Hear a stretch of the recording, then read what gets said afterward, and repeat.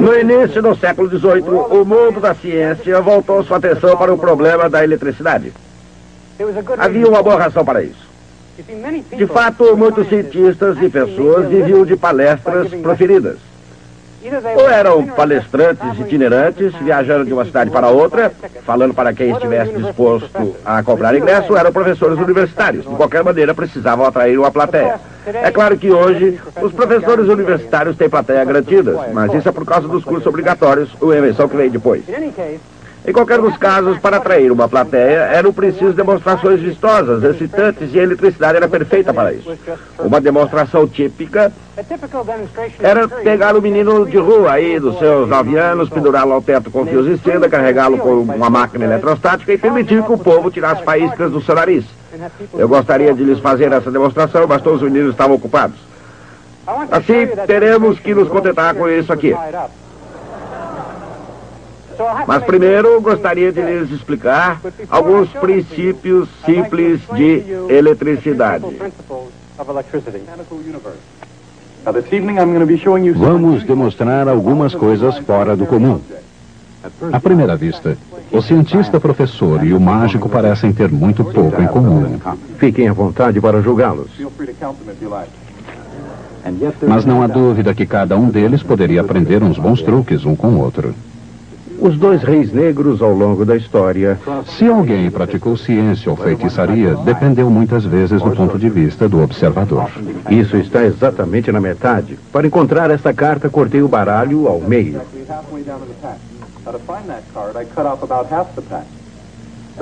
Não importa se isso era ciência pura ou pura enganação. Os gregos antigos a praticaram com paixão. Os gregos eram muito bons tanto em esporte como em ciência e fizeram muito cedo uma surpreendente descoberta sobre a natureza da eletricidade. É uma vara de condão feita de resina. Esfrego o pelo do coelho. Alguns materiais agem como uma vara de condão quando esfregados no pelo de um coelho, atraindo pequenas partículas de matéria.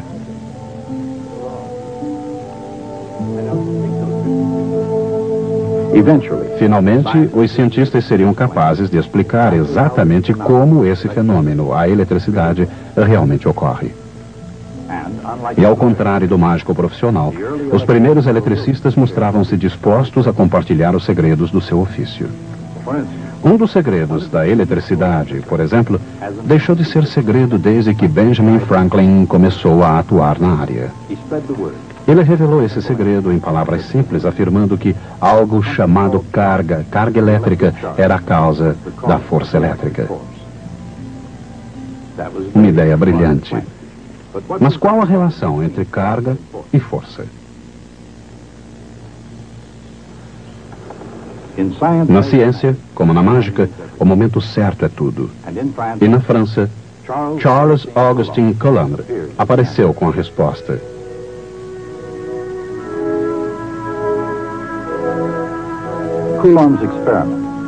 Coulomb demonstrou que a relação entre carga e força podia ser verificada por outros cientistas. E o que era mais conveniente, podia ser descrita em termos matemáticos simples.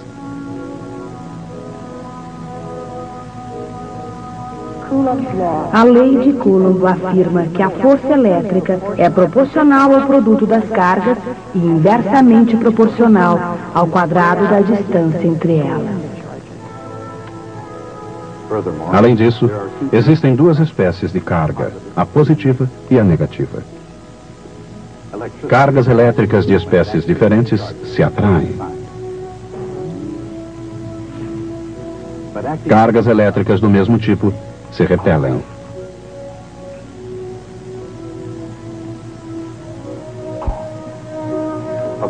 De acordo com a lei de Coulomb, a força exercida por duas cargas sobre uma terceira é a soma vetorial das forças que cada uma exerceria isoladamente. De fato, a força elétrica resultante de um número qualquer de cargas positivas e cargas negativas é a soma vetorial dessas forças, de maneira que a força total ainda é calculada segundo a lei de Coulomb. Observem que as cargas positivas aparecem em vermelho e as cargas negativas em azul. A carga elétrica exerce e ao mesmo tempo sofre a força elétrica. E a força elétrica obedece à lei de Coulomb. Parece tão simples quanto um dispositivo elétrico do século XVIII. E aparentemente é mesmo simples assim. Mas as cargas elétricas não existem isoladas. A eletricidade reside na matéria, nos sólidos, nos líquidos e gases do universo. E não importa com que forma se apresente, sólida, líquida ou gasosa, a matéria é essencialmente elétrica em sua natureza mais íntima. Assim, para compreendermos a eletricidade, é preciso primeiro entendermos a matéria. Por outro lado, para compreender a matéria, é preciso primeiro entender os princípios básicos da eletricidade. Na verdade, uma não pode ser entendida sem a outra.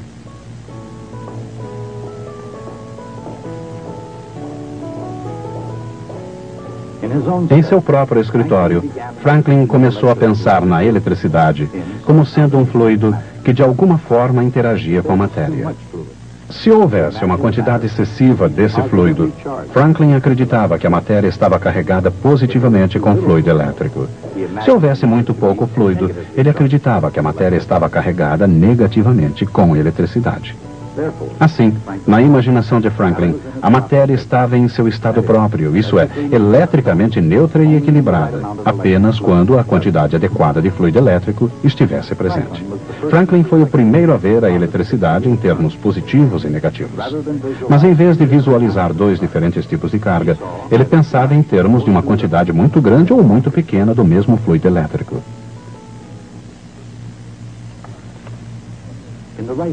Nas mãos da pessoa certa, o fluido elétrico único de Franklin transformou-se em dois tipos de carga elétrica.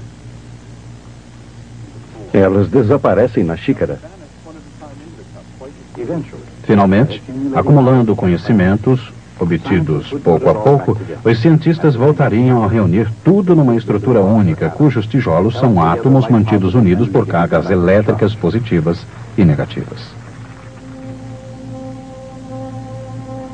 No centro de cada átomo está um núcleo, formado por prótons e nêutrons. Os prótons contêm carga positiva. Os nêutrons do átomo não possuem carga, o que significa que são eletricamente neutros. O núcleo, como um todo, é cercado de elétrons, que possuem carga negativa.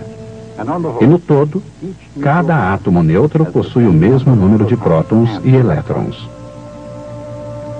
A carga positiva de cada próton contrabalança a carga negativa de cada elétron.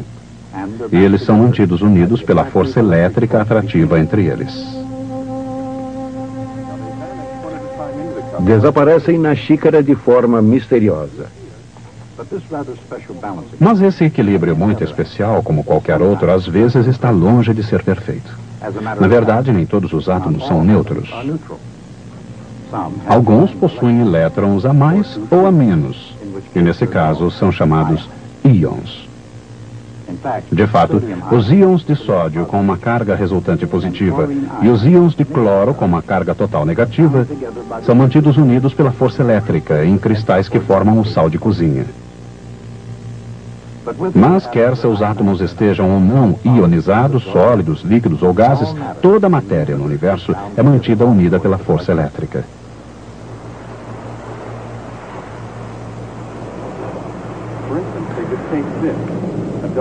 Poderiam, por exemplo, pegar essa moeda de cobre. E de todos os tipos de matéria, nenhum revela os efeitos da eletricidade de forma mais clara que os metais. E transformá-la em ouro. Ouro? A substância dos sonhos.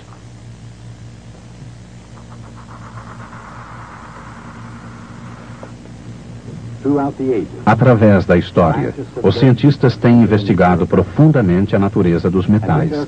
E nessa busca, descobriram que todos os metais possuem propriedades semelhantes. Antes de mais nada, todo metal é maleável e dúctil, possuindo a capacidade de poder ser moldado sem quebrar. Outra propriedade, há muito conhecida, é o brilho, o grau com que um metal brilhante reflete a luz.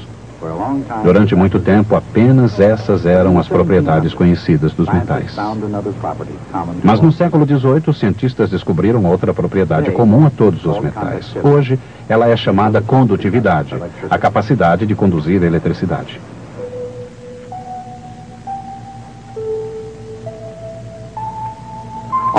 Num isolante, uma carga elétrica permanece fixa em uma dada posição.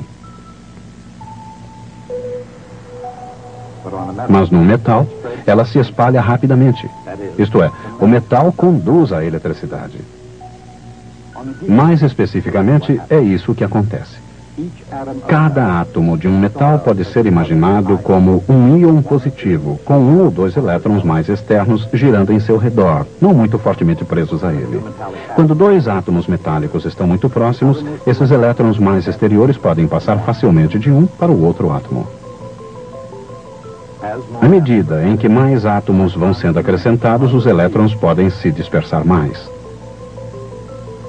Esses elétrons móveis são conhecidos como elétrons de condução e são eles que dão aos metais algumas de suas propriedades especiais. Dessa forma, todos os metais são bons condutores elétricos, porque todo metal é como uma molécula gigante, na qual um determinado número de elétrons é compartilhado igualmente por todos os átomos.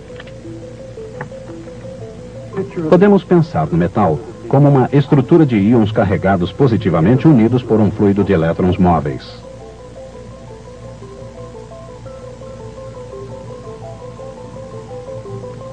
Quando uma carga positiva é aproximada de um metal, ela atrai os elétrons negativos móveis em sua direção, fazendo com que se acumulem na superfície mais próxima.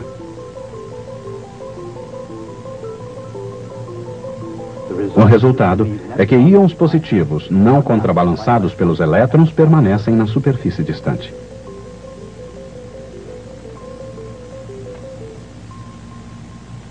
Quanto mais uma carga elétrica se aproxima de um metal, mais a carga de sinal oposto que se acumula na superfície próxima e mais carga de mesmo sinal permanece livre no resto da superfície.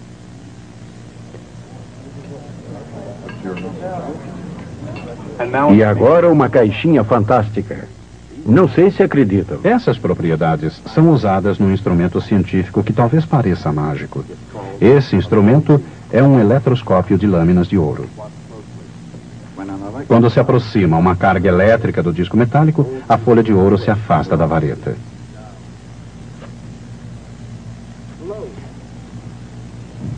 Uma carga positiva próxima da extremidade superior atrai cargas negativas, deixando cargas positivas na outra extremidade da vareta, e a lâmina de ouro fica com o mesmo tipo de carga. E, naturalmente, com o mesmo tipo de carga, a vareta repele a lâmina de ouro. Quando a vara de condão é removida, a lâmina cai novamente, a menos que a carga seja transferida para o disco através de contato físico. Deslocar. Ficar. O contato físico deixa a vareta e a lâmina de ouro com uma carga resultante excessiva e a lâmina permanece de pé. Mas ela volta a cair ao contato da mão. Para baixo. A mão, que também é um sofrível condutor, pode se ligar ao eletroscópio. Mas para onde foi aquela carga extra?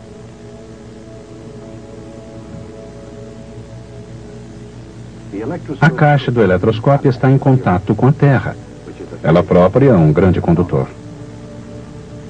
Quando ocorre o contato, o eletroscópio, como qualquer outro condutor, divide sua carga, liberando a maior parte dela para o corpo maior.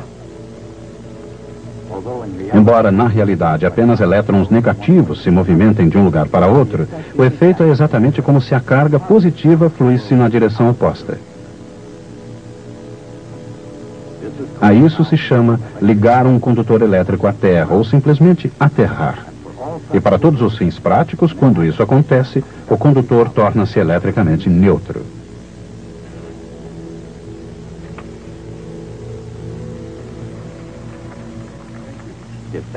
Mas se é assim, como é que alguma coisa pode ser carregada? Uma maneira é através da fricção ou o atrito, o que não é surpresa para ninguém que já tomou um choque ao pisar num tapete seco. Mas existem maneiras mais eficientes de produzir essa carga por atrito. Produzir uma carga estática de maneira que o papel fique preso à vareta.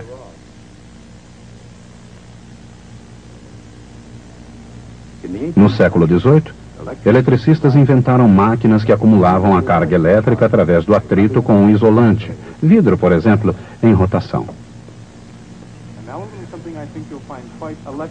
E agora algo que vocês irão achar eletrizante. Essa é uma cortesia do meu bom amigo Van de Graaff. No século XX, Robert Van de Graaff usou o mesmo princípio.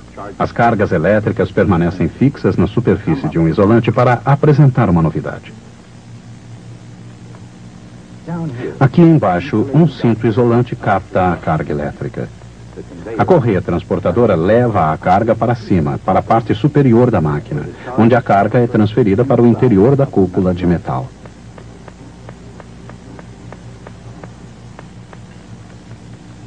Como o metal é um condutor, a carga se espalha e o processo vai acumulando cargas até escaparem por meio de uma faísca, voltando ao velho lar, o chão.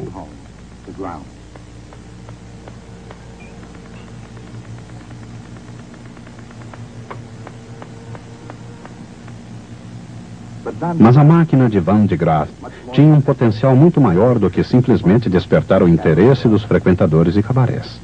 De fato, sua principal característica, transferindo a carga elétrica através de uma correia transportadora, é o princípio em que se baseia um dos mais importantes aparelhos dos modernos laboratórios de física nuclear.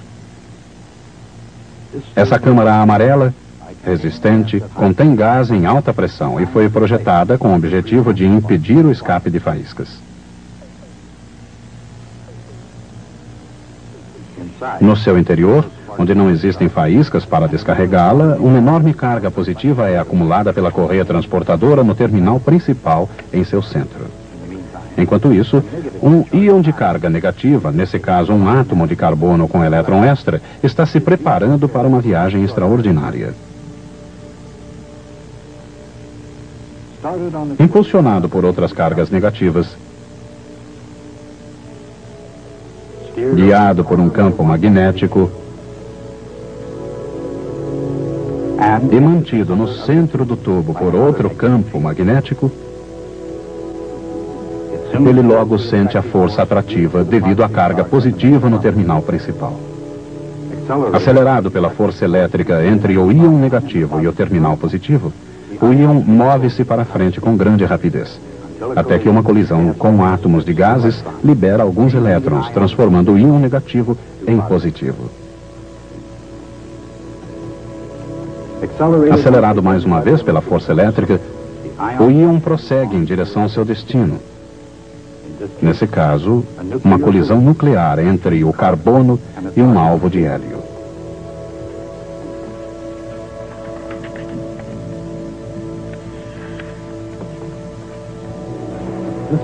Essa máquina extraordinária é o acelerador Van de Graaff, porque ele usa a enorme carga acumulada pelo gerador Van de Graaff, não uma, mas duas vezes. Naturalmente, utilizar duas vezes a carga positiva não é um artifício de muito valor, mas mesmo assim é rigorosamente ciência e não mágica. Embora as correias transportadoras de Robert Van de Graaff constituam uma excelente maneira de armazenar cargas, a mãe natureza sempre prega alguma peça. Desde o início dos tempos, tempestades envolvem gigantescos acúmulos e liberações de carga elétrica. Os cientistas acreditam que o mecanismo envolve atrito entre partículas de gelo nas nuvens.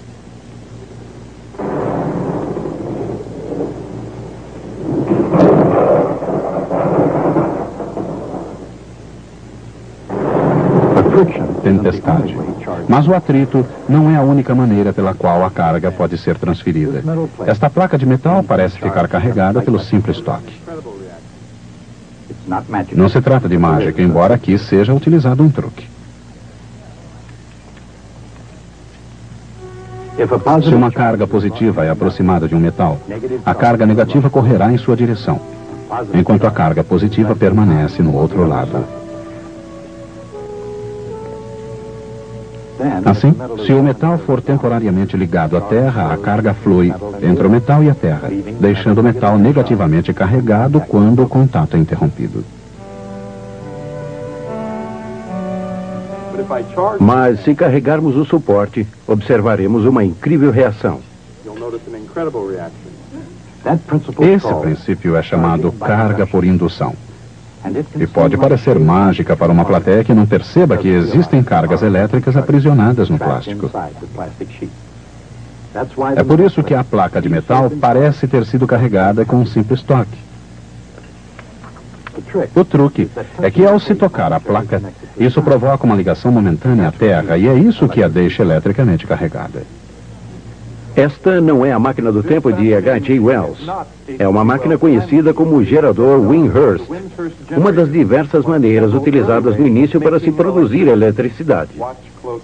Observem atentamente. Inventada em 1880 por James Windhurst, um engenheiro inglês, essa máquina possui discos que fazem movimentos contrarrotativos e nos quais linguetas de metal são carregadas por indução com o contato sendo feito e interrompido através de escovas de metal. Quando as rodas giram, a carga elétrica se acumula até que um relâmpago em pequena escala alivia a tensão crescente.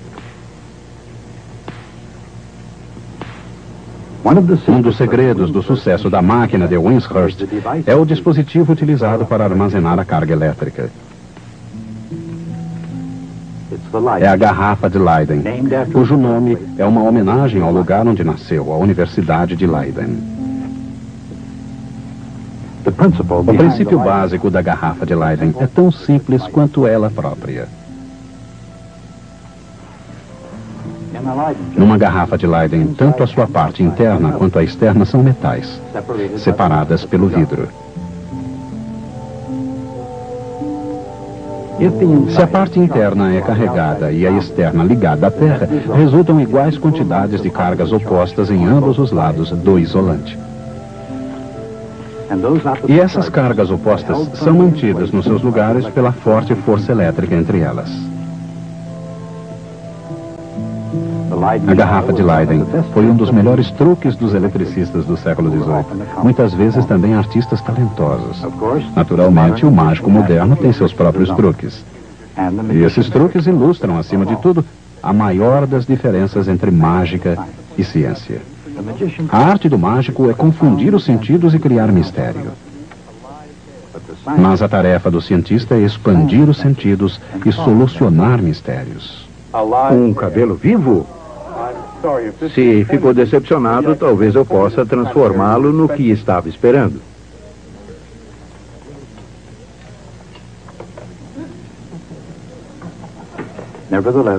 De qualquer maneira, os mágicos têm algo em comum com o professor moderno. Senhoras e senhores, uma lebre viva. Ambos procuram entreter alguém. Pelo menos, fazem o que podem. Meu objetivo foi lhes mostrar que a eletricidade pode realmente ser útil. Assim, quando minha jovem amiga disse que gostaria de fazer um penteado, pensei que talvez pudéssemos fazer isso nesta máquina Van de Graaff.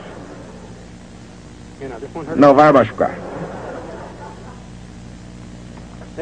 Vamos lá? Veja o que acontece quando eu ligo a máquina.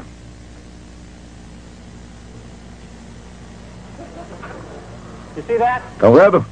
A eletricidade pode literalmente deixar uma pessoa de cabelos em pé. Ela quis saber enquanto isso iria descarregar dinheiro do seu bolso. Respondi que não custaria nada, já que não houve carga transferida. Esse é um tipo diferente de gerador eletrostático. Funciona por indução, ligando e interrompendo contatos. Mas sua finalidade básica, sua finalidade é lançar faíscas. Vou lhes contar. Achava que iam me dar um motor elétrico para fazer isso funcionar, mas quando li as letrinhas miúdas do meu contrato, vi que elas diziam que eu tinha de virá-la por mim mesmo. Aí está.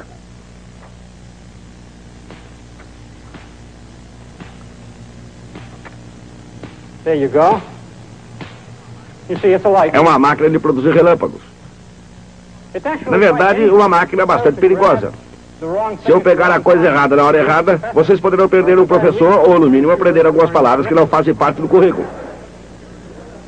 A maior máquina desse tipo já fabricada foi a de um físico holandês chamado Van Maron. Muito antes do trabalho de Wimshurst e Van de Graaff, Martinus Van Maron, isso nas décadas de 80 e 90 do século XVIII na Holanda, realizou experiências com o maior gerador eletrostático jamais fabricado. Ele foi construído para Van Maron por um fabricante inglês de instrumentos chamado John Cuthbertson. A gigantesca máquina de Van Maron utilizava 100 garrafas de Leyden.